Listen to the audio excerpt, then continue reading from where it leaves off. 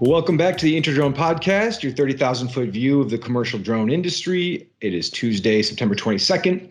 My name is CJ Smith with the InterDrone team, joined today with Michael Peel, chairman of InterDrone, and our guest today, Skip Fredericks. He is a drone cinematographer and instructor, and he's the founder of Hollywood Drones. So Skip, thanks so much for joining us today. For anybody that's not aware of Hollywood Drones or maybe hasn't met you at a previous InterDrone event, can you just tell the audience a little bit about some of the work you do and maybe how your career kind of took you into the drone industry?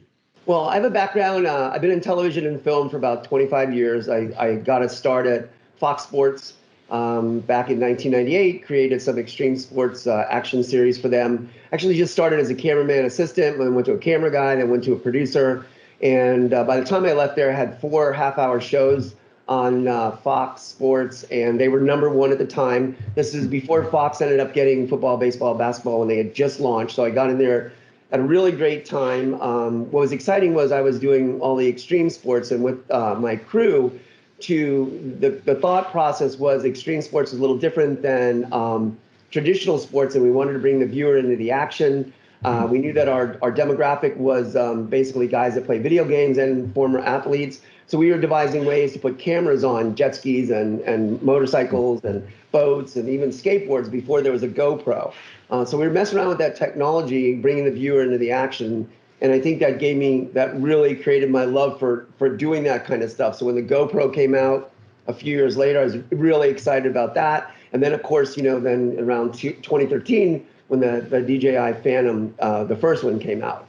My career after Fox, I went into creating, I got into music videos and television commercials. I pretty much worked with almost everybody in the music industry and television commercials. And then I pivoted into technologies. I had a buddy at Google that was part of the group at Google that ended up buying YouTube. So I was working with them. And then I went over to Apple, worked for a subsidiary of Apple called Wizard, and we were working on the videos that would end up eventually going to the iPhone, the very first iPhone. So I was working with that about a year before it. So I pretty much have done everything in television, film, and video that you could do on the ground.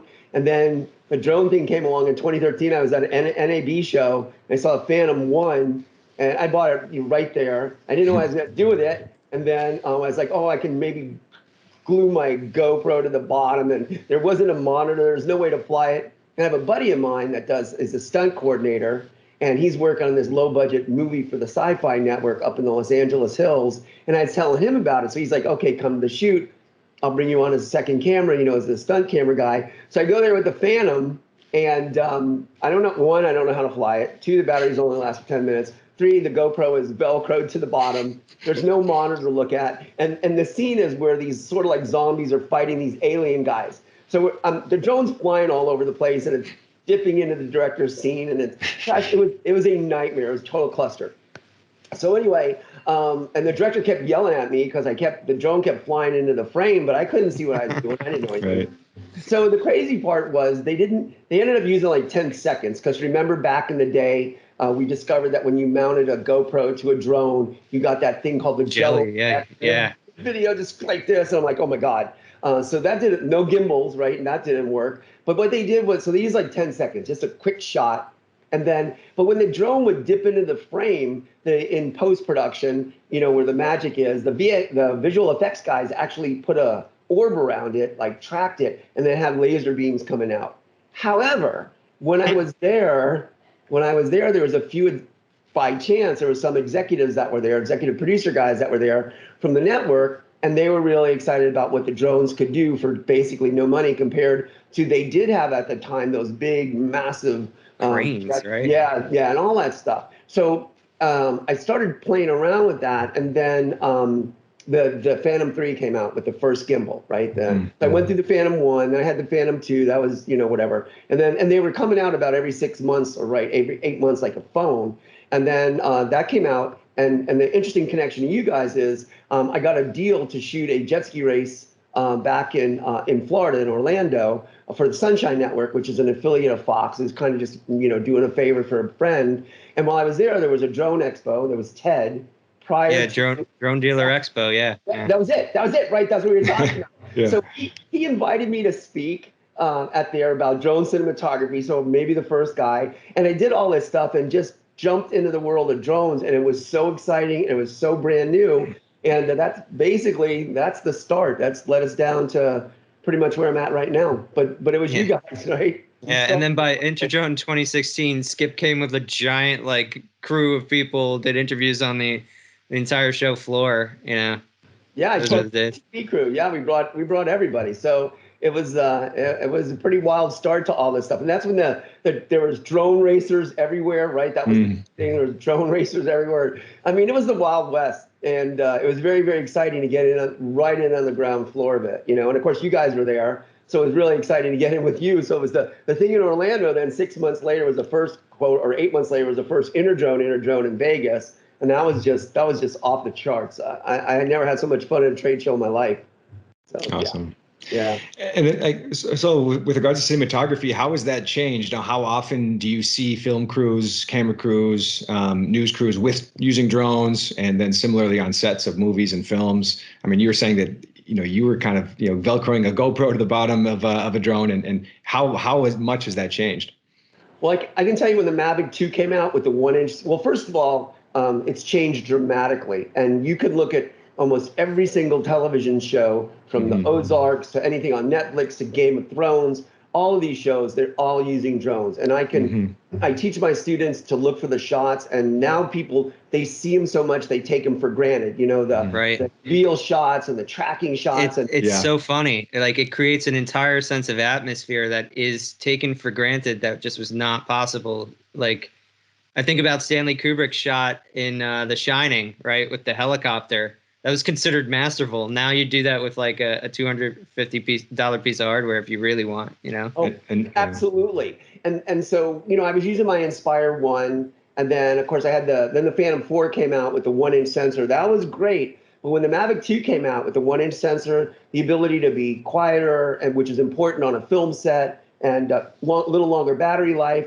it exploded. Now almost every television show has a drone camera guy there. The Walking Dead, Fear the Walking Dead. I can go right down the list, just right down the list of them that are using it. And in some cases, they take the place of cameras that normally, like you were saying, Michael, that would have been on the ground, right? And for me, it's been dramatic because I've gotten a lot of jobs that I wouldn't have gotten before, because they would have gone to higher end cinematography companies. But instead, these like television commercials, car commercials, they pivoted and to come in as an independent producer, which is what I am, and the ability to show up with a Mavic 2 and get paid like a legitimate day rate for that kind of work. It's been a game changer in the sort of the independent filmmaker producers like me, for sure. Right. Yeah, they do provide just such great perspective. Both of your guys' comments that we, as viewers, we do probably take a lot of those shots for granted now, and we just assume that we're going to get that perspective when we watch a new show or a news or a clip or anything. So, really excited to have you on, Skip. Thanks again for being here. If anybody's tuning in for the first time, we discussed a couple articles from the past week, and then we'll shift into the interview portion. So the first article I want to talk about is regarding drone certification.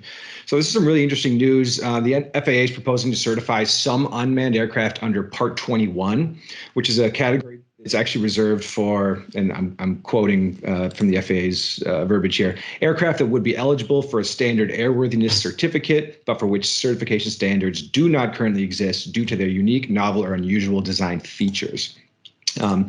So this is it's a procedural move that would give the FAA a slot for which to consider certification applications for these types of aircraft. The agency said it's not ready to do any rulemaking yet, but it's planning to use Part 21 for the certification of some drones. There were 66 organizations and individuals that commented on the Federal Register notice, and two comments in particular stood out. The Aircraft Owners and Pilots Association, they are urging the agency to exempt some RC models and their operations from the new regs. And then the other one is China. So China is urging the FAA to harmonize its rules with those of other jurisdictions, notably the European Union. The EU has 3 categories set up for unmanned systems. The FAA did say China's jumping the gun with the request because the NPRM only lays out the procedural roadmap for accommodating drones in the regs, and that the specific rules for the various types of unmanned aircraft will follow. So I know there's kind of a lot going on here, but Mike, let's send this over to you first. What do you make? We've talked about certifications a lot on this podcast. What do you make of this step towards kind of giving different drones a certification? Well, I wish I'd spoken to one of our legal friends to get a little bit more insight as to whether or not this is kind of performative.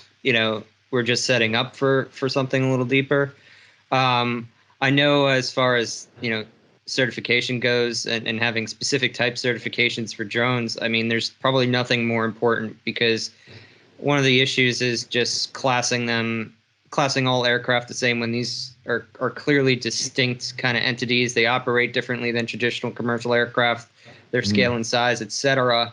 And then just also kind of opening a path for safe and legal commercial flights of all sorts. I know AOPA has urged for an exemption of RC models.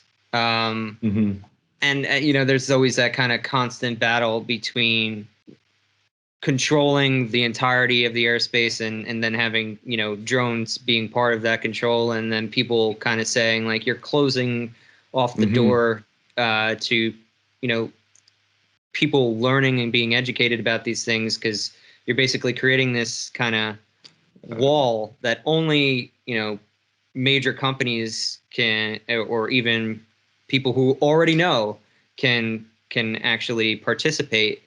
So I've always kind of seen both sides of that need for total control of the airspace. I mean, the question that gets deeper as every year goes on is, like, how much control do we need if the initial case was for safety and there's been no accident yet?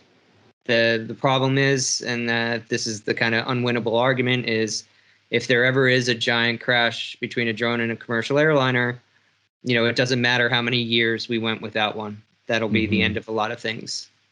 I agree with a lot of what Michael said. I think that you don't want to regulate out the innovation and the people, the consumers.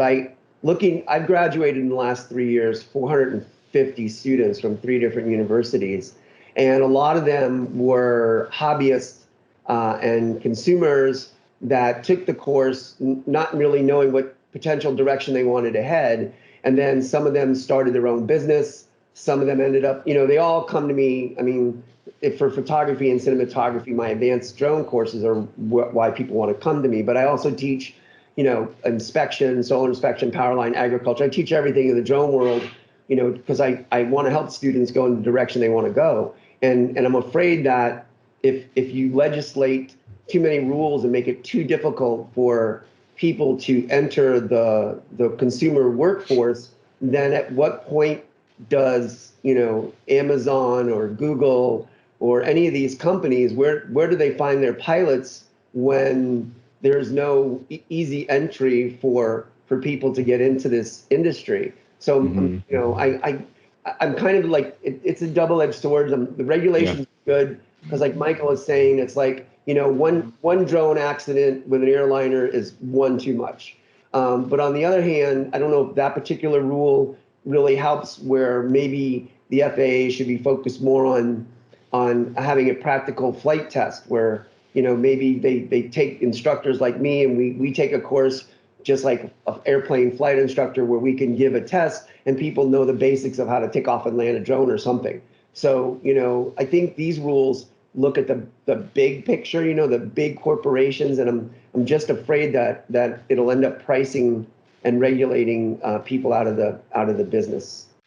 Yeah, and the other thing was, I think it was last year in the AMPRM, where there was kind of talks about modifications to the drone, basically meaning that it no longer passes certification, and that for any DIYer, which really helped to build this industry to even the level of knowledge that people have about it now, that means any modification you make to the drone that requires you to submit to have that aircraft certified, that would be probably the loosest interpretation of that. I've heard other interpretations of that.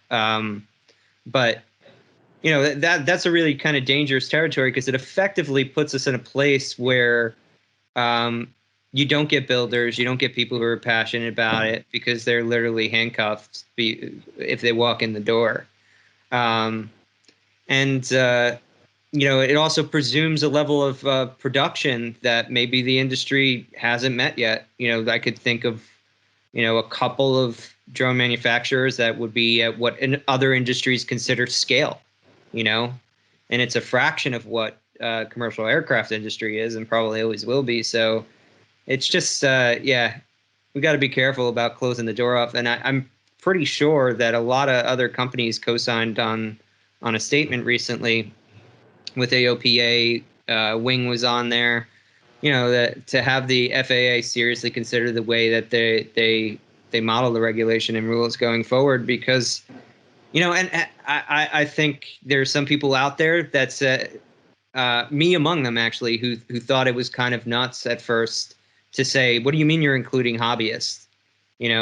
I think that people are kind of reverting back to that a little bit as they realize that it could completely close off any interest in the industry and kill momentum. And momentum is where it's at. Anything that stops momentum will hurt us overall. Well, let's jump into this second article. It's coming from thedronegirl.com, and it's talking about states taking drone laws into their own hands with local legislation, kind of in lieu of a broad federal regulatory landscape. We're looking at some of these states that are in 2019, 2020, they passed some laws that are unique to their jurisdictions. Many of the laws are talking about flying drones near different state regulated facilities, and especially prisons. I've seen a number of that. So we're looking at states like Delaware, Kentucky, Florida, Georgia, Idaho, Nevada, Tennessee, and Virginia have all passed something that talks about where you're able to fly your drone. I thought there were some really interesting laws coming out of Nevada. Steve Sisolak approved in 2019 a bill that intended to protect wildlife by making it illegal to shoot game using a drone. And then he actually also in 2019 signed a bill requiring the state to establish a UAS program to facilitate the growth and safe integration of small UAS in Nevada. So, I think that was one of the things that really stood out to me. But on a broader level, what challenges come with with lack of federal regulation, and we have states that are starting to kind of put in their own rules and regulations. And I guess, what does that look like for the industry, and what friction might that bring? Okay, well, I'm glad you told. I'm in the field, right? So I'm in the field as a filmmaker, as a drone instructor. I remember I had to do a project in North Carolina. They make you get a license there, a separate license from your FAA license that you have to take a test for. But it's kind of weird because obviously they're smart. They're not regulating the airspace, they're regulating the ground. So they're pretty much saying, hey, look, you can't take off from any public lands unless you have a certificate from us. So it's, and that makes sense because, the FAA is supposed to control the air and the ground. But but the states take it. First of all, Nevada they're smart, right? There's business models, there's economic models, there's growth around these industries. There's hundreds of businesses, down to realtors that are using drones to take pictures. So the idea that Nevada's embraced this and is trying to expand the use of drones within their state is obviously great. I see the same thing here in California. San Diego's a drone hub, Los Angeles. So we're aggressively trying to promote and market an economy that can scale from the littlest guy. So the idea is to see these individual states coming up with rules and regulations that sort of inhibit the growth of it, and sometimes with political motive involved.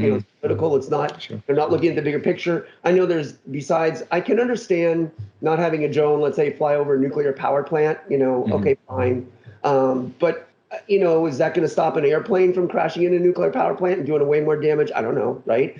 But the things that I don't like sometimes is when they start talking about privacy, where they're trying to determine that your phone is taking a photo of a house or a business or an area, and somehow you're invading that person's privacy. And specifically, it's interesting that some states are targeting, like you can't fly over agricultural land, you can't fly over because in factory a way, farms, in a way to stop, the people from knowing that they're slaughtering animals the wrong way or something like that. Right. Yeah. Right. So I think the idea that Well, there's actually a federal law that the state doesn't even have to do that.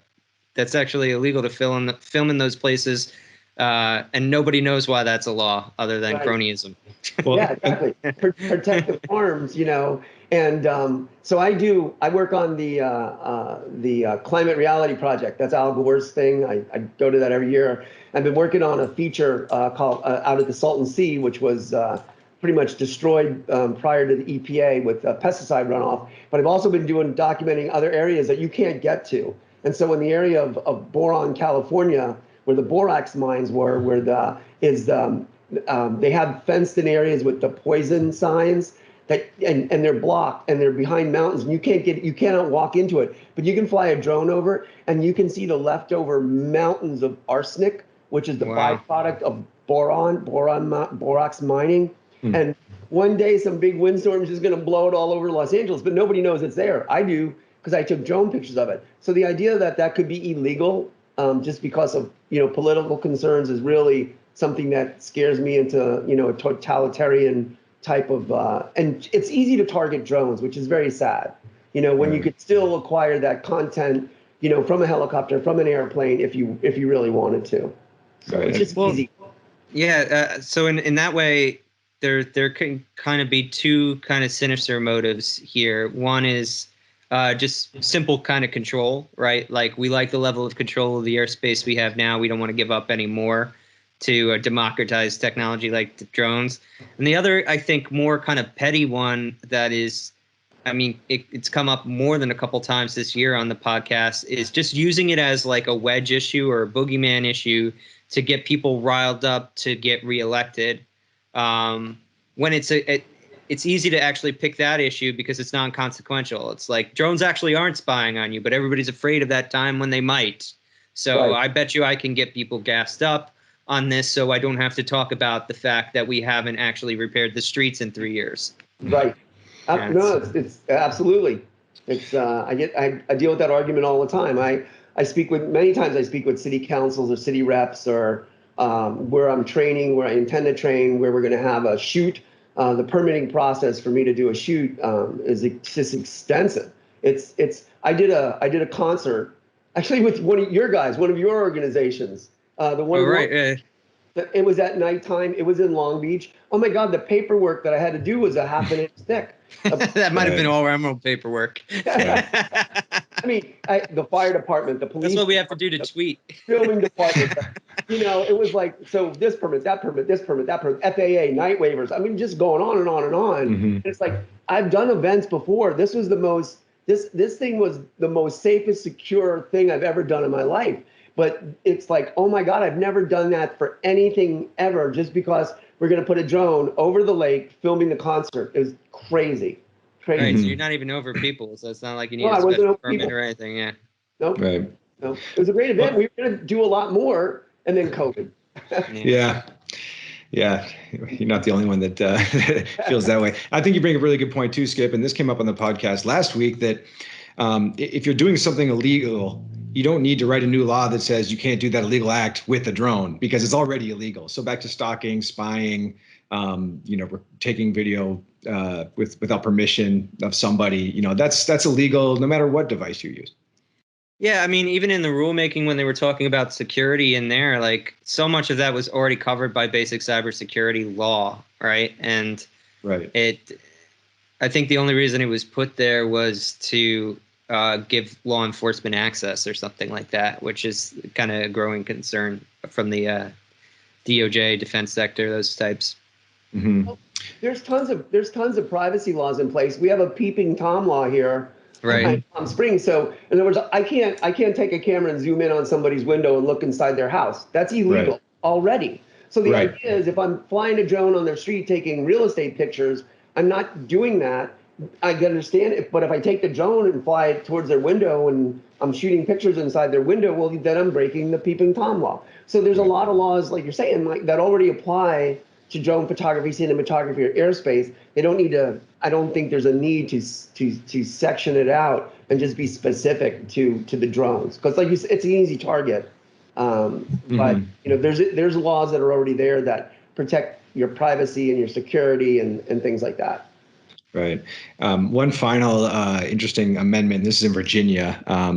So they amended an existing law related to the ways that law enforcement officers could use drones, specific to how law enforcement can use drones without a warrant. So under the new law enforcement officers may deploy drones to survey a primary residence of the subject of an arrest warrant to, quote, formulate a plan to execute an existing arrest warrant or capias with for a felony offense. So you can see how that can just get into a number of kind of sticky situations. I don't know if I like it.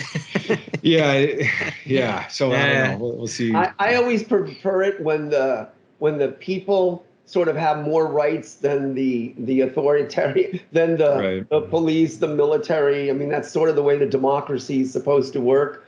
So the idea that they have more, they can do that. It's kind of like I'm. Same thing. I don't know if I want to do that either. I mean, I know I work with a lot of police departments, specifically Chula Vista. They have a great drone program, Los Angeles, but they use it in terms of backup to the police, car crashes, investigations, fires, but it's not like pre-warrant searching of a. Right. Well, yeah, my whole thing is, I don't know if things like this do them favors, and I don't know how, as far as public perception.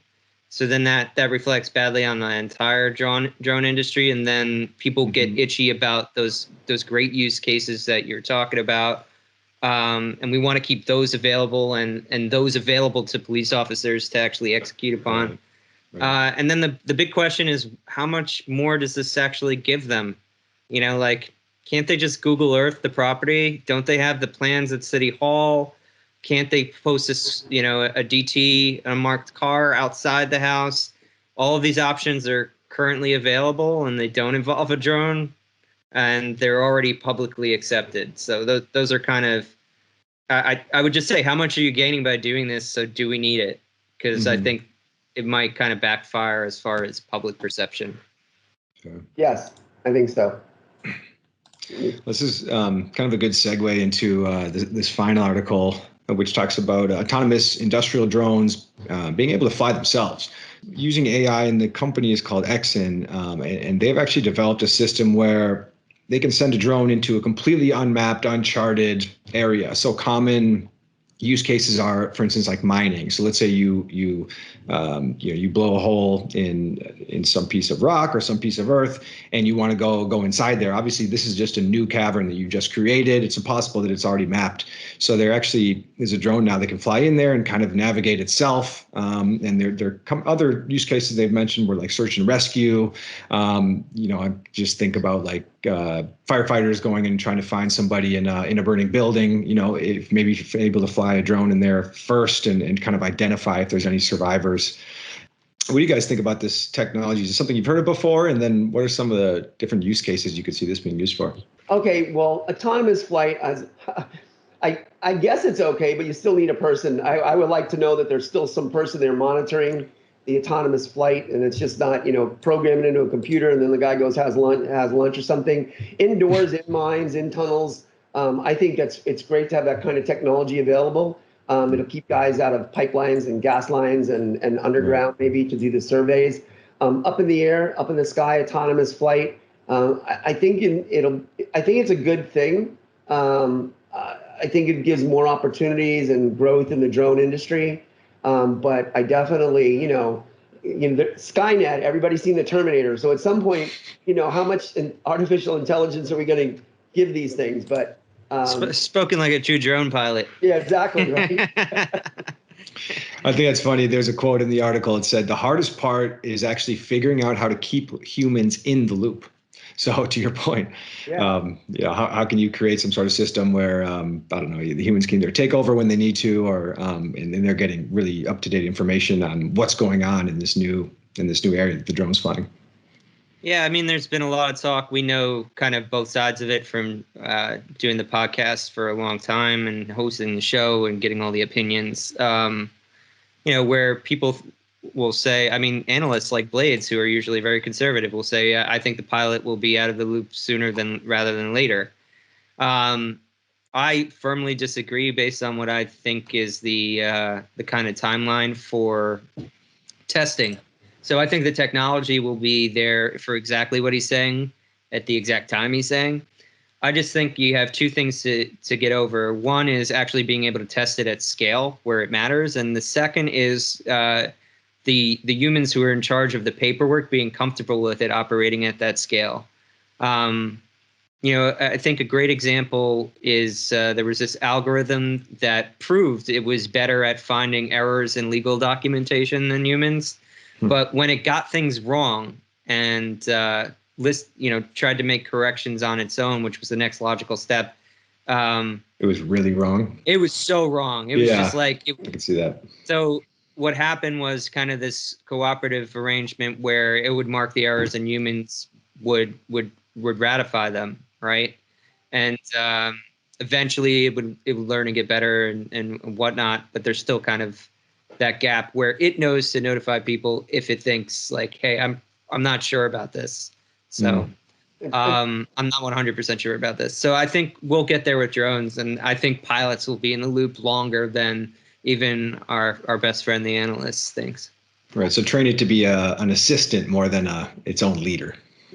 Well, I'll be comfortable when we won't. There's several autonomous drone programs available for us right now in the industry, right, to do mapping and surveying and all that stuff. And I got to tell you, maybe 9 out of 10 times it's perfect. But there's that one time where your drone flies away. All you got to do is go to YouTube and put drone fly away, and 500,000 videos show up. So until that doesn't happen, you're right. The pilot's going to be in the loop because somebody's got to stop that drone from, crossing the country.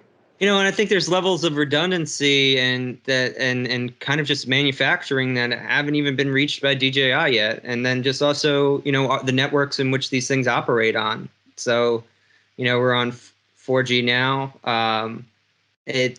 Is 5G going to be the answer because it's so short kind of field? Who knows? But like if we reach a future where there's a 5G tower on every telephone pole, maybe we will get to that level of certitude that the drone's not going to have a flyaway just because of a soft connection. Yeah. So. Right. But I think when it comes to risk reward for, looking at a new mine or a new tunnel shaft or a burning building, I can see that the risk of a flyaway is worth the potential reward of, or mitigating the risk also of hurting, a human being going in there first. And maybe you're actually able to find a survivor in a burning building even quicker with a drone, or if you deploy a few of them. So they're using it in underwater. There's underwater drones, right? Small. They're working on that in San Diego. I'm not sure which college, but they have an extensive water drone program, and they're all autonomous. Everything is programmed out. They're all autonomous. It's really interesting to see that. So inside, underwater, I think at least there's a safety, factor there that we don't have to worry about. The drones just. I was gonna say a little safer underwater. Yeah. Yeah. Safe. Not safe to the fish. Yeah. They have no voice. We're just shifting the danger to a different species. Yeah, well then if it's not us, it's okay. Skip, I want to talk to you a little bit more about your educational experience and kind of how you started teaching, and then how have you been able to adapt? We were just talking offline a little bit about kind of how you've taken your courses virtual and how you've been able to still connect with people, teach your students, over Zoom, and even you were showing us how you're flying drones right out of your office right now. Can you talk a little bit about your career as an instructor, and then kind of how you've been able to adapt with this new environment and the new normal? Yeah, it's been pretty unique. And again, not to plug you guys, but sort of started my education as a teacher started InterDrone. I was doing one of my seminars on photography and cinematography. And one of the guys from Stampede as you know, was there. And Stampede owns the Unmanned Vehicle University. He was sitting in on me, and afterwards he came over and said, have you done any teaching, any training? And I said, no. He goes, well, we're part of this bigger organization, and a lot of our instructors are military, but we want to branch out a little bit and open the door to more consumer and photography and cinematography would be really great. So I said, sure, why not? And they hired me and took me to Phoenix where they're based, and I did some structured training there. They started certifying me on all the drones that they had in their arsenal, or maybe their Air Force arsenal, Air Force, military. I guess they are military. And then basically giving me but it's kind of weird as being in television film. Our industry is big on interns. And they don't just really get us coffee. It's how you work up in the industry, intern, assistant. So actually looking back, I was always training interns, and it was very practical. It's like, this is how you use a camera. This is what you do during the day. And so I sort of took that and combining the academic structure I got from Unmanned Vehicle University, I combined that with the practical in the field and developed my own courses of training and my own style. It expanded about 6 or 7 months later. Los Angeles Tech, the dean had seen one of my videos or seminars on LinkedIn, and also down at Grossmont College in San Diego. And again, San Diego is a big drone hub. It's one of the 10 designated cities. So they are very active in pursuing me to come down there and set up a course. So my course at Grossmont's 105 hours. It's 50 hours in classroom academics, where I teach the 107, I teach aerodynamics, I teach the drone setup, those kind of things. And then 55 hours of practical flight time. And then the students at Grossmont have to pass their 107 test before they're allowed to go on to the practical flight, which is broken down into basic flight, intermediate flight, advanced flight. And then I go into I try to teach them what they can use in the workforce. So you have basic real estate, advanced real estate, and then move into different verticals, right? At LA Tech, the students, it's a shorter course. The students learn about 20 hours are spent 107. They have to take that test on their own. 30 hours are spent flying. It's just basic flight. And then Unmanned Vehicle University is super high-end stuff. We teach insurance adjusters, insurance inspectors, power line inspectors, cell phone tower inspectors. So it's very industrial classes, very high end. And then I have private classes where I teach cinematography and photography. You guys have seen Sinbad at the trade shows before. Right, I missed him, Skip. Don't remind me. Yeah. He's one of my I have several high-end students. And so now I'm going into my, this January will be my 4th year teaching. I've done 3 years. I've trained 450 students. About 40% have been women. Probably about 40% have been vets. The age range has been from 18 to 80 years old. At Grossmont, they basically can come in for the course, sign up for it. They don't have to be a student. LA Tech, they have to be a student. So it's interesting, as I've been teaching, I've been modifying the course, I've been going along, try to relate to real world problems that the students have been having. I'm 99% pass rate on my 107, so I think I got that down. Nice. And then the flying, I created my own tests because the FAA, of course, doesn't have it. So they still have to go through a series of testing. And then again, it's everything that I've learned in the real world. I stripped out the aerodynamic conversation. I don't feel it relates to drones. Students don't need to know about yaw and pitch and anything that relates to that unless they're going to be a pilot. It doesn't have anything to do with flying drones. It's like, turn left, turn right, move left, move right, go up, go down. Simple, safe. Safety is paramount in all of the don't fly into a power line, don't fly into your face. Really simple stuff.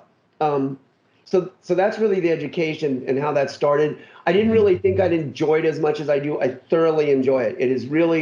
It's been a lot of fun to take people from, one of my students is 82 years old, to take him from not even knowing how to use a phone, and he got a Mavic 2, graduated. He went on a cruise before COVID to Alaska, filmed the whole thing from the cruise line boat. It's just amazing stuff. So it's been really exciting to see that. I do have a nonprofit, Drone Flyers Academy. I work with several organizations to provide training for financially distressed, at-risk youth, and people that have lost their jobs looking for new jobs. So I've been doing that. I've been getting little grants to help out people, with those kind of jobs, those kind of things. So that's kind of what's going on in training. And then, do you want me to just segue right into COVID or no? Yeah, talk to us. Yeah, talk to us about, at a high level, how you've seen COVID impact the entire industry, and then specifically how you've been able to adapt and keep teaching kind of through these times.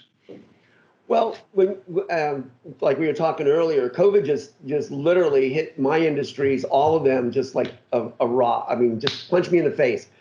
March 12th, as I was telling earlier, the NBA canceled their game. Tom Hanks, said he has the virus. And March 15th, Friday, I get called into Grossmont College, LA Tech, and that's it. Classes are canceled, just canceled. I was right in the middle of the courses with them.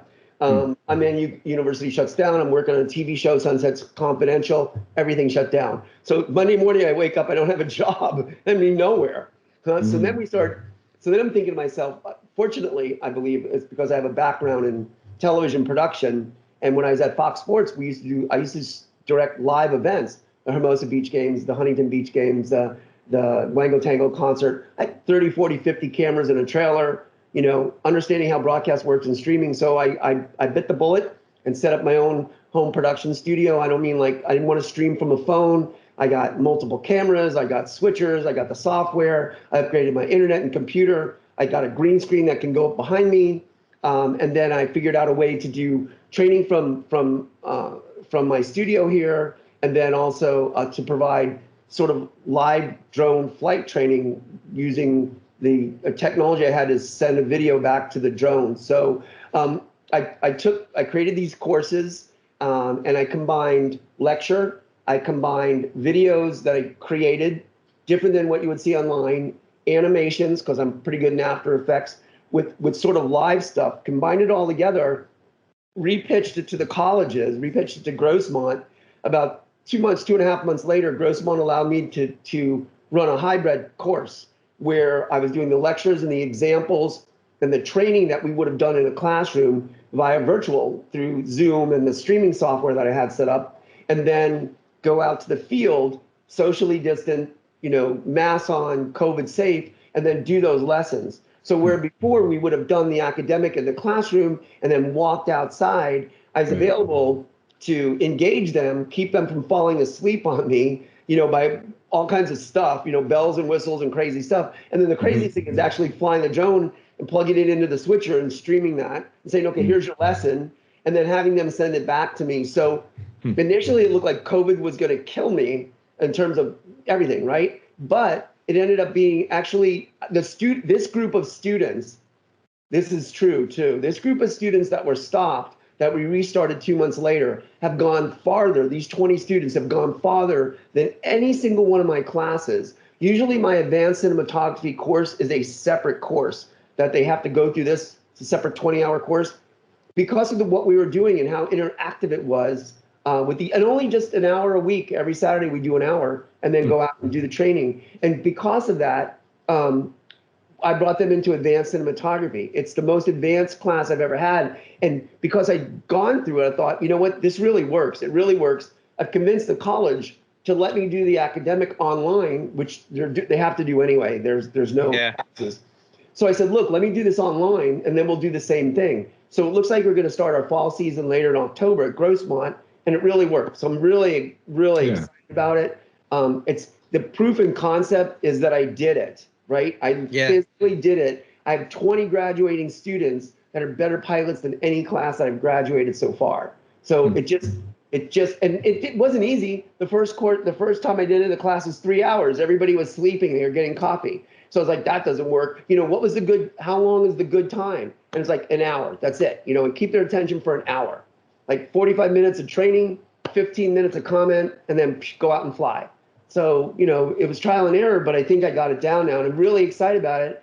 Very happy the way it turned out. But I didn't wait around to figure it out. I did it the next day. Right. I got the software. I took the courses. I didn't know how to use a lot of the software that I purchased or the equipment. So I did that all, took the courses of myself, and then just, blasted it all out and ended up, right place, right time. So it ended up bad, ended up being really good. The industry, well, for me, there is no more television and film production. So that's gone for now. And I don't know when that's coming back. Even socially distant, they don't want to do anything yet. So the idea that I'm flying a drone and I'm filming a car commercial, and it's pretty much me and a director in a car in the middle of nowhere, there's still no effort to want to redo that. So that's kind of a bummer. And also, I know I'm doing commercial real estate, but I have not been doing any residential real estate. So, commercial real estate, you're at they're open, they're essential, right? So you go to the sites, you have your hard hat on, your steel boots, everything you have to do. I'm away from everybody. I got my mask on, I'm flying. But realtors, they haven't been so quick to hire me up again to do their houses. I think they're just satisfied doing it on their own, taking pictures on the ground. But they've got a lot of restrictions now. Yeah, it's great to hear all the work that you've been doing and that you've been able to keep teaching at such just a meaningful level. And like you said, your students are really kind of adapting to the new environment and they're learning just as much as they may have been pre-COVID. So, we know drone education just at all levels is important for the industry. We work with a lot of people that are getting kindergartners into the drone industry and actually bringing them into classrooms at elementary levels too. So, it's just awesome to see that and to hear that you've been having some of that success. Any final thoughts before we let you go, Skip? Any final thoughts for the InterDrone audience? Kind of any words of encouragement maybe for people kind of struggling and drone entrepreneurs or drone professionals trying to kind of get through this thing and being COVID and have a sustainable career in the industry? Well, I've been in a bunch of different little startup careers. So I've been in the magazine business, television business, started my own businesses. When I got into television production, to set up your own production studio costs $100,000, right? The digital world brought that money down, but it was still, to do everything I'm doing here is $15,000. So what's interesting about the drone industry and starting out as a hobbyist and a consumer is you can take a Mavic Air 2 or an Autel Evo 1 and you can go out, so you can spend your $500 or your $800 and you can go out and start working. You can get job. Real estate right now is hungry for drone pilots. A lot of my people are shooting real estate. And so your hobby can generate a little bit of income. And if you would like to, you can take that further. So you can really, if you're an entrepreneur, if you want side money, you can really, with a little drone, with a $500 drone and a website from Wix or right. GoDaddy, you can set up your own drone photography video.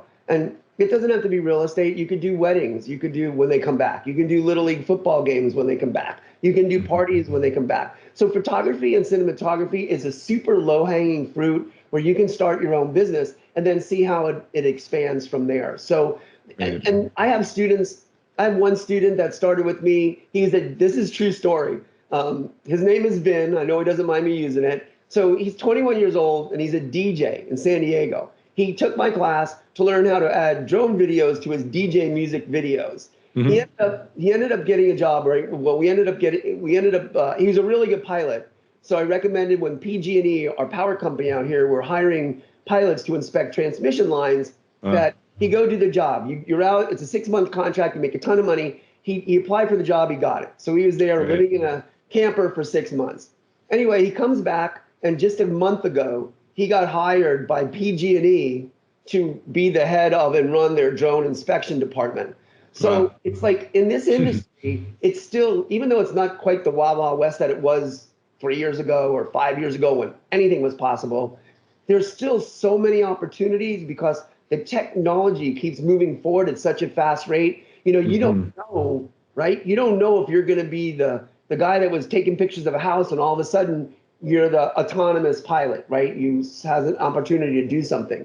So the words of encouragements are, I've seen people during COVID working with drones.